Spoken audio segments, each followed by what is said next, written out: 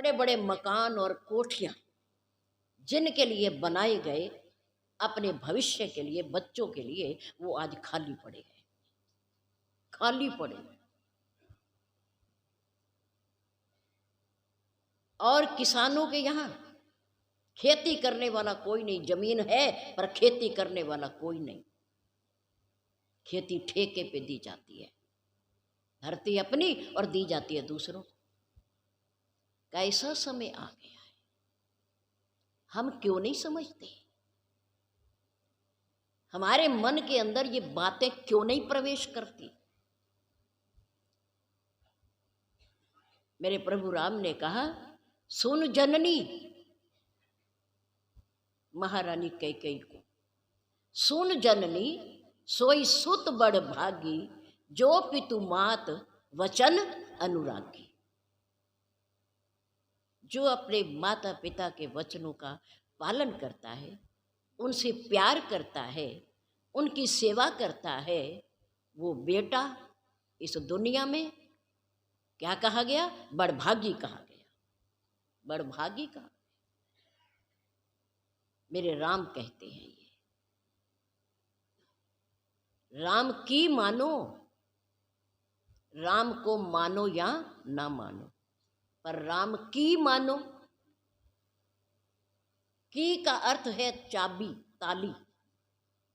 एक छोटी सी चाबी से पूरा घर खुल जाता है।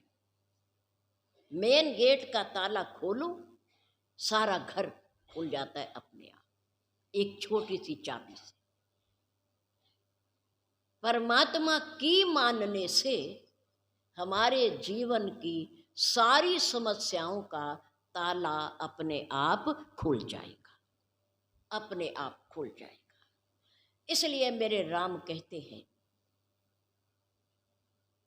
कि कौन मानेगा? मनुष्य मानेगा, हम मानेंगे, क्योंकि हमें ये परमात्मा ने गुण दिया है, शक्ति दी है कि मानने के लिए। को मानो या ना मानो, पर की जरूर मानो, राम की जरूर मानो। बड़े भाग मानुष तन पावा, सुर दुर्लभ सदग्रंथन गावा, साधन धाम मोक्ष कर द्वारा, पाई न यही परलोक संवारा। सो परत्र दुख पावही, सिर धुनि धुनि पछताही, काल ही कर्म ही ईश्वर ही मिथ्या दोष लगाई। झूठा दोष परमात्मा पर, अपने कर्मों पर, अपने समय पर मत लगाओ। समय हमें मिला है, हम समय को नहीं मिले। विचार करो, इस जीवन का समय किसे मिला है? हमें मिला है, हमें। हम समय को नहीं मिले। समय हमें मिला है, इसलिए उसका सदुपयोग करना चाहिए, उसे दोष नहीं देना चाहिए। समय तो बहुत अच्छा है। हम सनातन धर्म में पैदा हुए, परमात्मा की कृपा हुई, मनुष्य चोला मिला, अच्छे माता पिता मिले, और फिर जीवन का कल्याण करने वाले, निस्वार्थ भाव से ज्ञान देने वाले हमारे पूर्ण सद्गुरुदेव मिले। क्या कमी है? क्या कमी है? जीवन बनाने में क्यों देरी है? क्यों देरी है? सब कुछ तो ठीक है, सब कुछ अच्छा है। समय को दोष नहीं, कर्मों को दोष नहीं, जो किए हैं सो भोग रहे हैं, लेकिन आगे के लिए, आगे के लिए क्या करें? नहीं पता। अच्छा करें। क्या करें? अच्छा करें, शुभ करें, शुभ कल्याणकारी करें, आगे के लिए अच्छा करें। जो किए हैं उन्हें भोग रहे हैं, आगे के लिए अच्छा करें। कर्मों को दोष ना दें, उनका दोष नहीं, किए तो हमने ही है, हमने तो किया। काल ही कर्म ही ईश्वर ही, परमात्मा का क्या दोष है? उसने तो सुंदर उपहार देकर भेजा है, उसका सदुपयोग करें, भजन करें, भगवान, भक्ति करें। प्रभु ने कहा इन तीनों को दोष मत दो। राम कह रहे हैं अपनी प्रजा को, पूज्य गुरुदेव को और ब्राह्मण मंडली को, इस प्रसंग को नहीं भूलना आपने। और भूलने लगो तो श्री रामचरितमानस उठाना और उसके उत्तर कांड में इसको पढ़ लेना। कल हम आपको दोहा भी बता देंगे, कौन से दोहे से लेकर के कौन से दोहे तक इस प्रसंग को पढ़ना। भगवान राम ने कहा देखो, देहे धरे कर ये फल भाई। देहे धरे यानी कि मनुष्य तन मिलने का तात्पर्य क्या है, अर्थ क्या है? भजिए राम सब काम बिहाई। बिहाई में न छोड़कर, सारे काम छोड़ करके सर्वप्रथम प्राथमिकता भगवान के भजन को दी जाए। भगवान के क्या करें? सारे काम छोड़कर सबसे पहले मन में आ जाए कि सत्संग में जाना है, मन में आ जाए श्री रामचरितमानस पढ़ना है, मन में आ जाए मंदिर में जाना है, मन में आ जाए माला घुमानी है, तो सारे काम छोड़ दो। कोई भी कार्य कर रहे हो उसे छोड़ दो और उस कार्य में लग जाओ जो मन में आ रहा है। कोई धार्मिक पुस्तक पढ़े,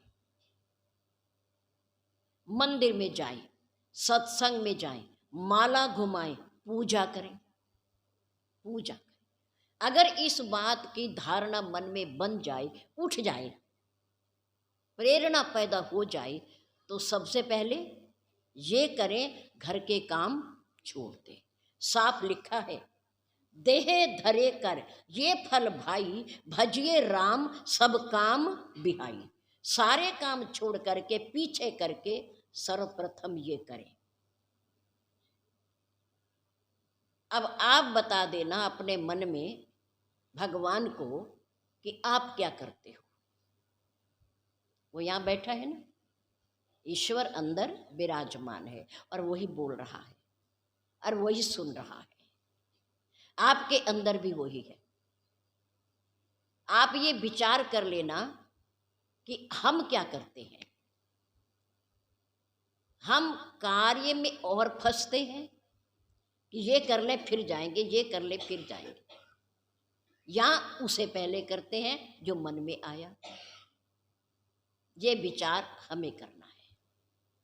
लेकिन राम कहते हैं कि देहे धरे कर ये फल भाई, भजिए राम सब काम बिहाई।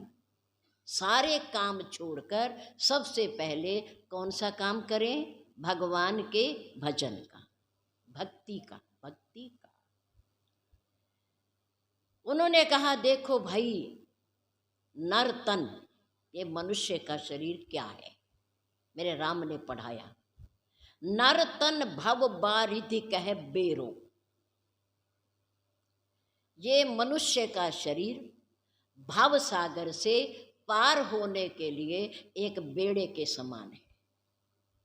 एक पानी के जहाज देखे आपने, समुद्र में जो घूमते रहते हैं, हमें इधर से उधर ले जाते हैं, एक देश से दूसरे देश में ले जाते हैं।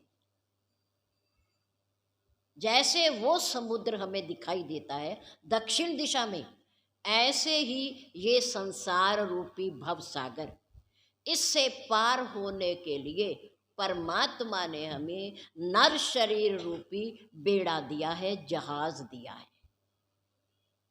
इससे पार होना है और इसे चलाने के लिए एक तो कर्णधार ड्राइवर चाहिए, चलाने वाला चाहिए, और एक अनुकूल वायु चाहिए ताकि जहाज कुशलतापूर्वक और बिना परिश्रम के उधर बढ़ जाए और पार हो जाए। प्रभु राम ने कहा देखो, नर तन भव बारिध कै बेरो, सन्मुख मरुत अनुग्रह मेरो। इस बेड़े को चलाने के लिए अनुकूल वायु क्या है? मेरी कृपा, मेरी कृपा। भगवद कृपा ही अनुकूल वायु है उस बेड़े को आगे बढ़ाने के लिए। और इसका कर्णधार कौन है? बड़ी सुंदर बात बताई।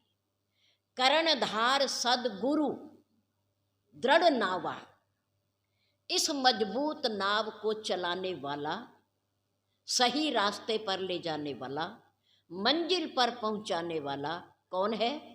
कर्णधार कौन है? सदगुरुदेव है। कर्णधार सदगुरु दृढ़ नावा, दुर्लभ साज सुलभ करी पावा। बड़ी मुश्किल से मिलने वाला, कठिनता से मिलने वाला, कई कई योनियों में घूम कर आने पर हमें ये मनुष्य शरीर मिलता है। दुर्लभ, बड़ा दुर्लभ है, देवताओं को भी दुर्लभ है ये शरीर जो हमें मिला है। फिर प्रभु की कृपा सब पर नहीं होती, सब पर नहीं होती। जितने बैठे हैं इन पर कृपा है। हम जो यहाँ बैठे हैं उसकी कृपा के कारण बैठे हैं, कृपा के कारण। और फिर सदगुरुदेव इस बेड़े को, शरीर को चलाने वाले, सदमार्ग दिखाने वाले, कर्णधार सदगुरु दृढ़ नावा, दुर्लभ साज सुलभ करी पावा। बड़ी आसानी से आपने प्राप्त कर लिया इस बेड़े को, इस जहाज को। अब पार होना है भव सिंधु से। लेकिन राम कहते हैं जो न तरे भव सागर, जो ऐसे सुंदर साज को पाकर, मनुष्य शरीर पाकर, मेरी कृपा पाकर, सदगुरुदेव को खिवैया के रूप में पाकर भी अगर कोई इस भाव सागर से ना तरे तो मेरा दोष नहीं है। जो न तरे भव सागर, नर समाज असपाई, सो कृत निंदक मंदमती, आत्महन गति जाई। वो क्या कहलाएगा? स्पष्ट है, चाहे आपको कड़वा लगे। मेरे राम ने स्पष्ट शब्दों में कहा, जो न तरे भव सागर, जो मनुष्य हो करके, मेरी कृपा पा करके, किसी न किसी महापुरुष को सदगुरुदेव के रूप में पा करके अगर इस संसार सागर से पार नहीं होता तो सो कृत निंदक, वो निंदा करने के योग्य है।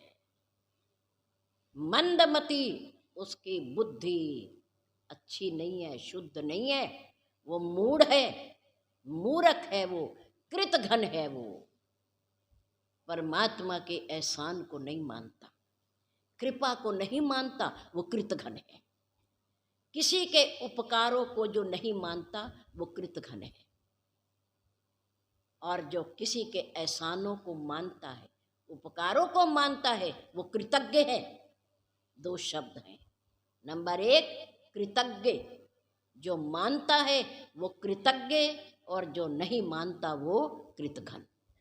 कृतघ्न निंदक, उसकी निंदा करनी चाहिए कि इसने समय का सदुपयोग नहीं किया। मंदमती, आत्महन गति जाए, उसे परलोक में वो गति प्राप्त होती है जो अपनी आत्महत्या करने वाले को प्राप्त होती है। सुन लो, गुस्से में आकर, क्रोध में आकर, माता पिता के द्वारा बात ना मानने पर, अपनी ना होने पर जो आत्महत्या कर लेते हैं, सुसाइड कर लेते हैं, उन्हें परलोक में भी जगह नहीं मिलती। सोचते हैं यहाँ से तो छूटो, पर कहाँ जाओगे? कहाँ जाओगे? आगे भी जगह नहीं है। मत बुरा माना करो माता पिता का, उनकी आज्ञा को शिरोधार्य किया करो। उन्होंने आपको जन्म दिया, लालन पालन किया है, शिक्षा दी है, पैसा खर्च किया है, उनकी माना करो, बुरा ना माना करो। मित्रों के साथ जाने नहीं दिया, मौज मस्ती करने नहीं दी, अच्छा नहीं किया मेरे साथ, मेरी बेइज्जती हो गई है, मेरा अपमान हो गया है। अरे अपमान अब थोड़ा हुआ, ये तो माता पिता है। माता पिता मार भी सकते हैं, डांट भी सकते हैं, कुछ भी कह सकते हैं, ये उनका अधिकार है, अधिकार है, उनका अधिकार हम नहीं छीन सकते। उनका हक है हमारे ऊपर, हमारे जीवन के ऊपर, क्योंकि ये उनके द्वारा दिया गया है, उनका हक है, हमारा हक नहीं है। इसे व्यर्थ मत खो, आत्महत्या मत करो, घर से मत भागो। जो सुख सुविधा घर में है वो बाहर जाकर नहीं है, नहीं है। मेरे राम कहते हैं, जो न तरे भव सागर नर समाज अस पाई, सो कृत निंदक मंदमति आत्महन गति जाई। उसे वो गति प्राप्त होती है जो आत्महत्या करने वाले को मिलती है। उसे कहीं भी जगह नहीं मिलती, यहाँ का तो रहता ही नहीं, आगे भी जगह नहीं उसके लिए।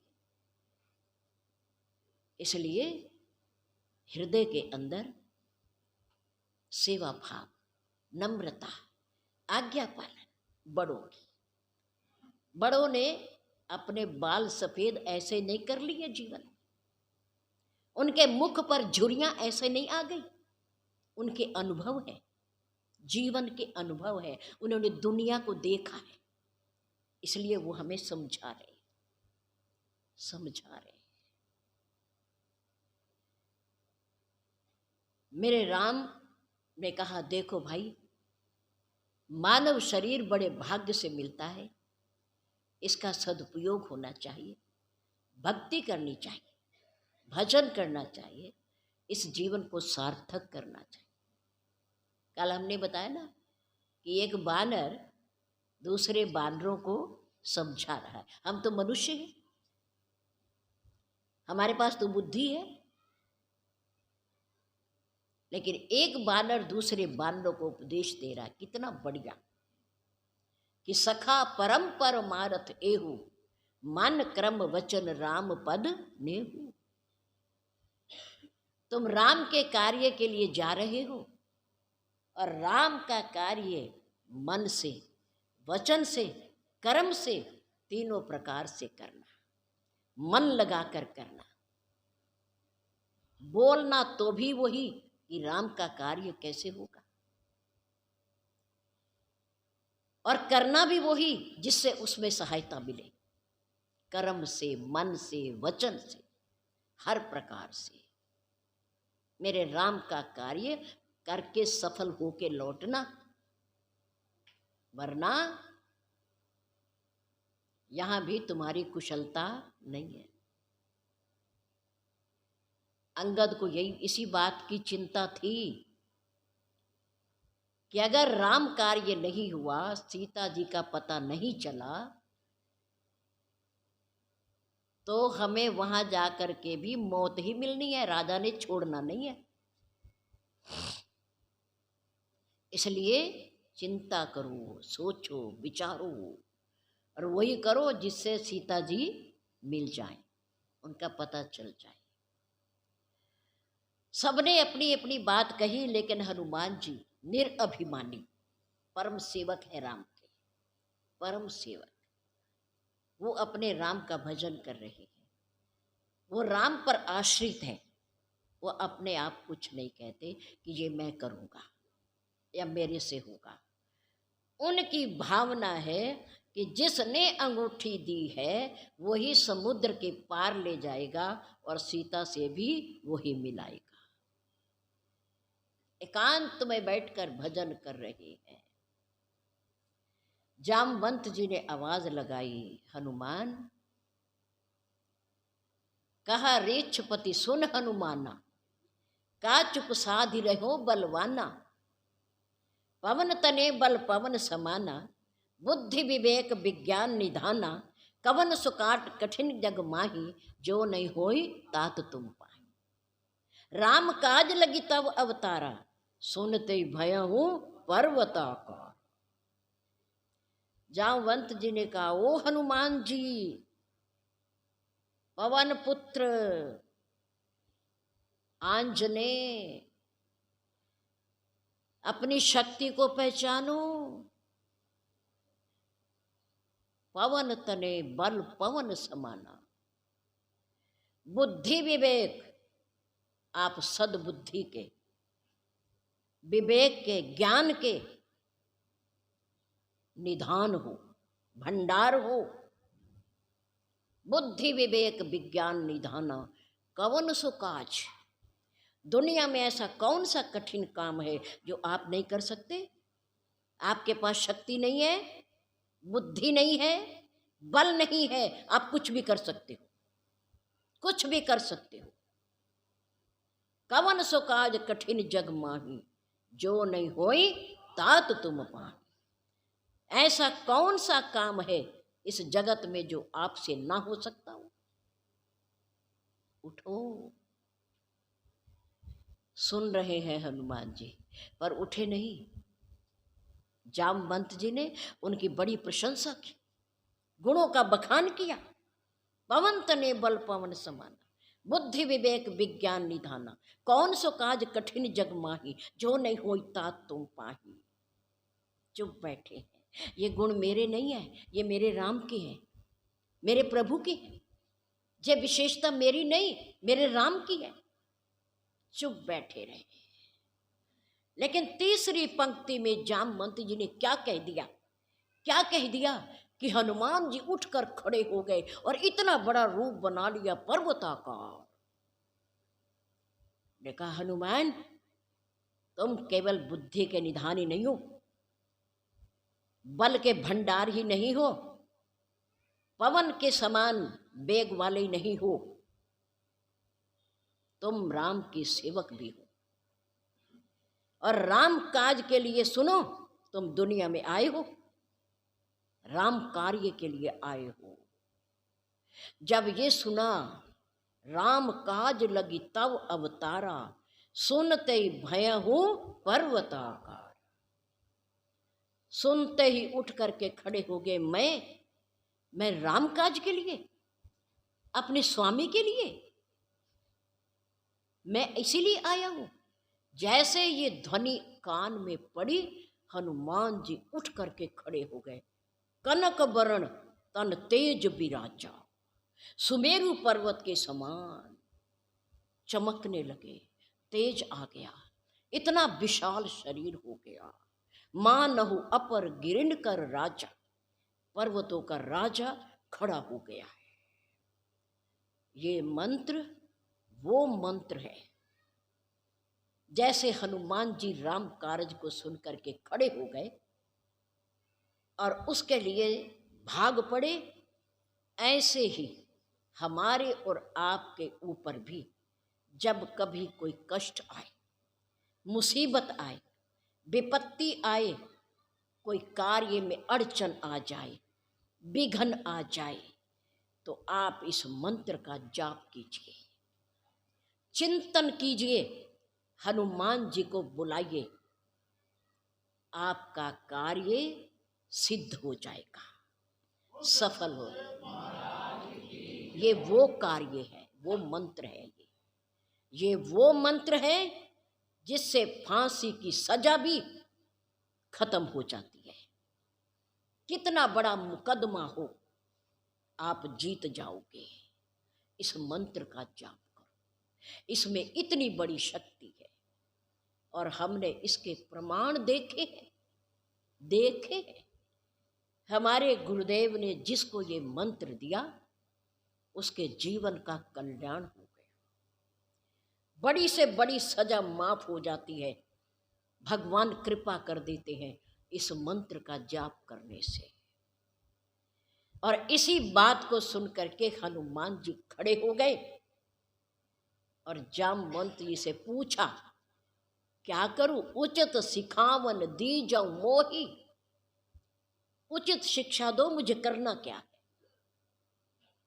लंका को उखाड़ कर ले आऊं, रावण के सहित उठा लाऊं, उसे समुद्र में डुबो दूं, क्या करूं? बताओ मैं क्या करूं? जामवंत जी ने कहा धैर्य रखो, धैर्य रखो, ऐसा कुछ नहीं करना, लंका को नहीं उठाना, रावण को नहीं लाना, उसे नहीं मारना, हमने तो सिर्फ समुद्र पार जाना है, लंका में सीता जी का पता लगाना है, उनसे मिलना है और उनका समाचार लाकर राम जी को सुना देना है। इतना करहु तात तुम जाई, सीता की सुधि प्रभु ही सुनाई। लंका के बीच जाओ, सीता जी को ढूंढो, पता लगाओ और सारी बात आकर के राम जी को बता दो। इतना करना है, बस कुछ नहीं करना। हनुमान जी ने छलांग लगाई समुद्र पार, पर समुद्र पार करने से पहले उनके रास्ते में सबसे पहले कौन आई? सुंदरकांड का पाठ करते हो? सबसे पहले कौन आई? सुरसा। सुरसा कौन है? सांपों की माता। देवताओं ने उसे भेजा कि जाओ, बलशाली हनुमान समुद्र पार करके लंका जाना चाहता है, जा भी पाएगा या नहीं, पता लगा पाएगा कि नहीं? जाओ, परीक्षा लो, परीक्षा लो, कहीं उन्हें अपनी शक्ति पर अभिमान तो नहीं हो जाएगा। जाओ। जैसे ही बढ़ने लगे, छलांग लगाने लगे, सुरसा नाम अहिन की माता, पठिन आई कही तेई बाता, आज सुरन मोय दीन आहारा, सुनत वचन कै पवन कुमारा।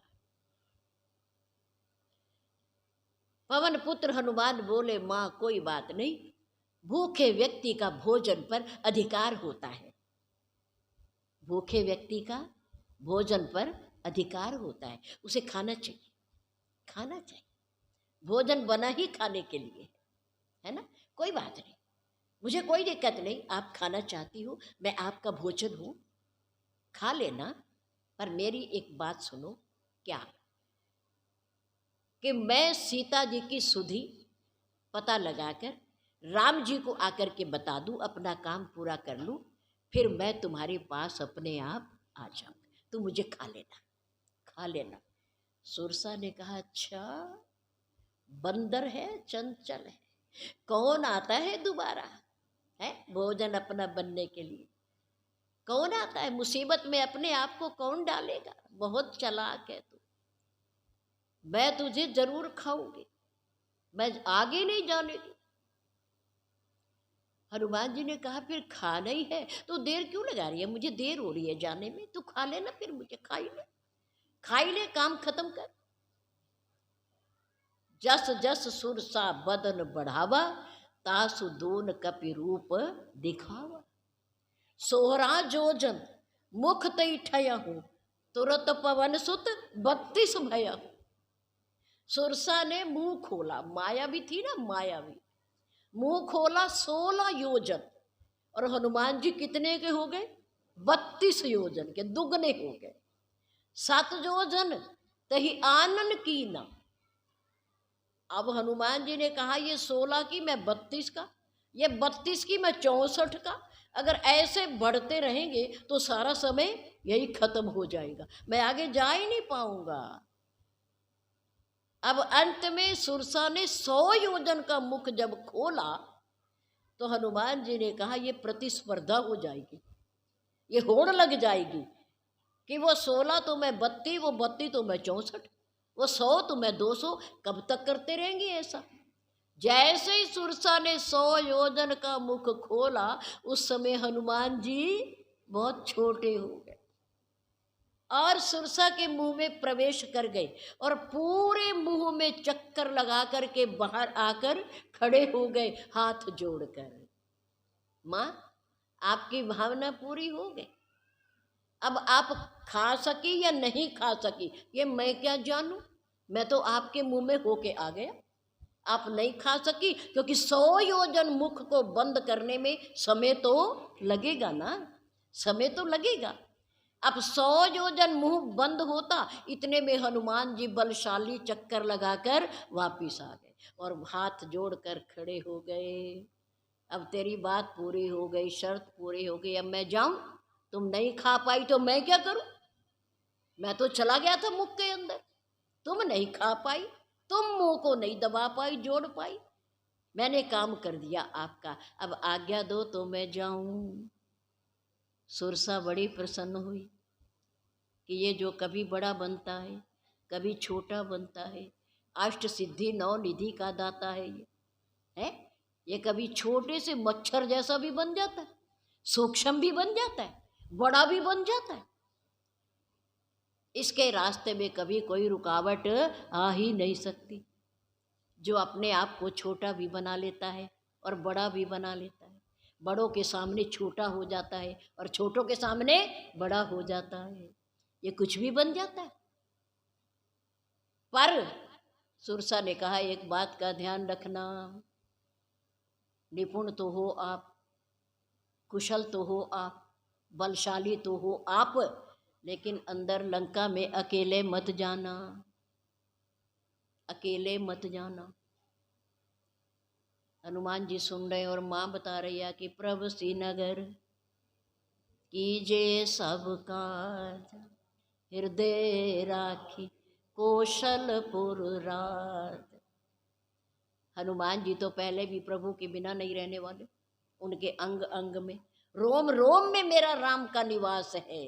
वो तो पहले भी अकेले नहीं है और अब भी अकेले नहीं है।